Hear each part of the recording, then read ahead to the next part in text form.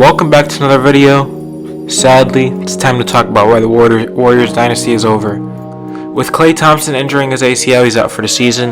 This officially cements that the Warriors are done. They will not be the automatic favorite to win a championship for the next couple of years.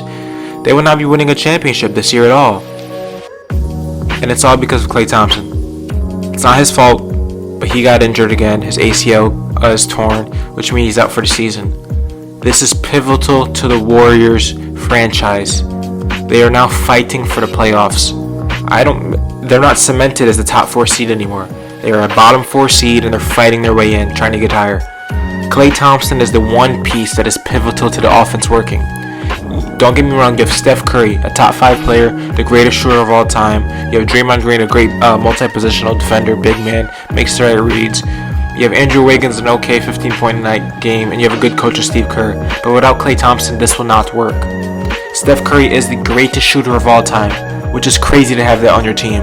But Klay Thompson is arguably the second greatest shooter of all time. And with both these players on the floor, you have to pick and choose your poison. If you choose to double team one, the other's going to be open.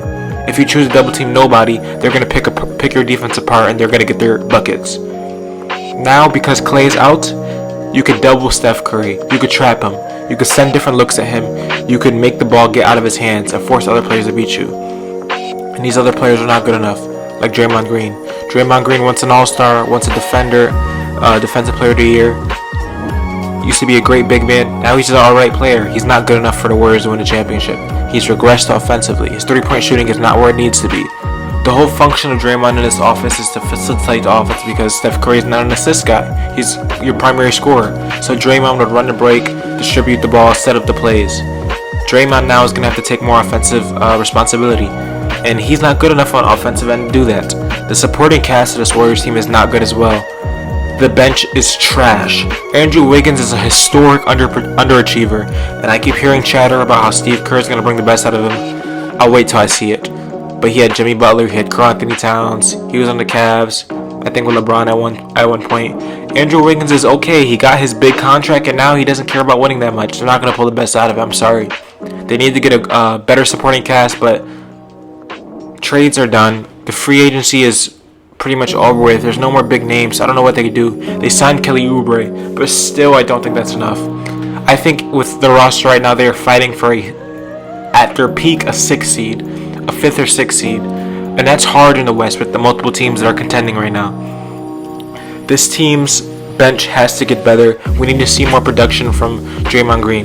Maybe Kelly Oubre will shock some people, but if he gives you his usual numbers, that still won't be enough. You cannot replace what Klay Thompson brings to the offense.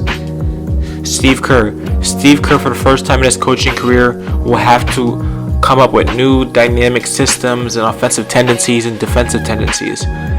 You got to think about what Steve Kerr walked into. He walked into a Mark Jackson team that was already running elevator doors and backdoor screens and double screen, and Draymond Green running the offense, leaving Curry and Klay Thompson open. He was gifted that team, and he brought them to their next level because of the shooter he is, and he made them what they are. But then he got gifted an MVP Kevin Durant in his prime. This team was unbeatable. You arguably could say that Steve Kerr didn't really have to coach much. There was games during those seasons where Steve Kerr would just give the clipboard to the other players and let them run whatever they want. Now he is going to have to coach. You don't have 5 all-stars in your lineup. You have your main player, some good role players, and an okay supporting cast. Let's see what you can do, Steve Kerr. Andrew Wiggins, we need to see more from you. You historically have underachieved. You historically have looked like you don't want to play basketball, and your motor has been challenged throughout your career. You got your money. Let's see you in a winning culture and a championship team before, and let's see you turn into the player that you were supposed to be. You guys probably might or might not remember this. Andrew Wiggins was being hyped as the next Kobe Bryant coming out of high school. This dude's highlight tapes, you could not go anywhere without seeing them. Now it's a different story. Now he's got his big contract. I don't know why Minnesota gave it to him in the first place.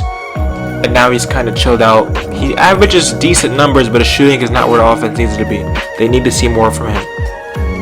The best case scenario for this Warriors team is maybe they get a top 5 seed and they shock someone in the first round.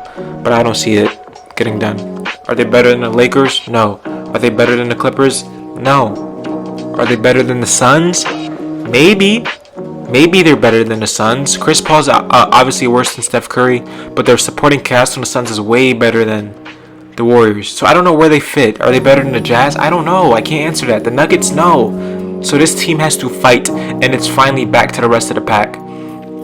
I'm sorry for Klay Thompson, but the Warriors, this is what real NBA feels like. You're not the best team always. You gotta fight night in and night out. I want to see if Steph Curry can handle it, because my one gripe against Steph Curry is he hasn't been asked to do what these other great players have asked to be done. He's always had Klay. He's always had Draymond. He had KD.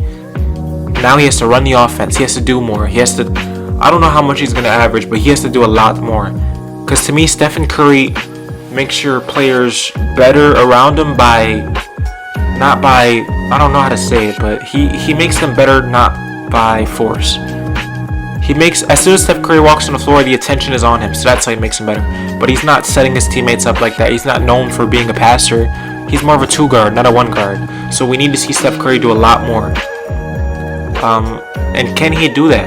I mean, he is the first unanimous MVP, so I think he can. But we're gonna have to see if Steph Curry can lead this team to a high ceiling, to a high playoff number. Then his all-time rating is gonna go up. But I don't know if he can. I don't know if Draymond is enough. I don't know if Kelly Oubre is enough. I don't know if Steve Kerr is enough. This Warriors team has a lot of catching up to do. I want to see what they come out looking like during the season and see how far they can go. But to me, the dynasty is over. And that's the end of the video, guys. Let me know what you think. Let me know if you think the dynasty is over. Let me know if I'm overrating guys or I'm underrating. Let me know if what you think the Warriors ceiling is this year. Are they a championship team? Are they a playoff contender? Will they make the playoffs? What do you predict? What will Steph Curry be a MVP? And yeah, thanks for watching. If you liked the video, make sure to like, make sure to comment, let me know what you think, and make sure to subscribe. I'll be uploading weekly. I'll see you guys in the next one. Peace.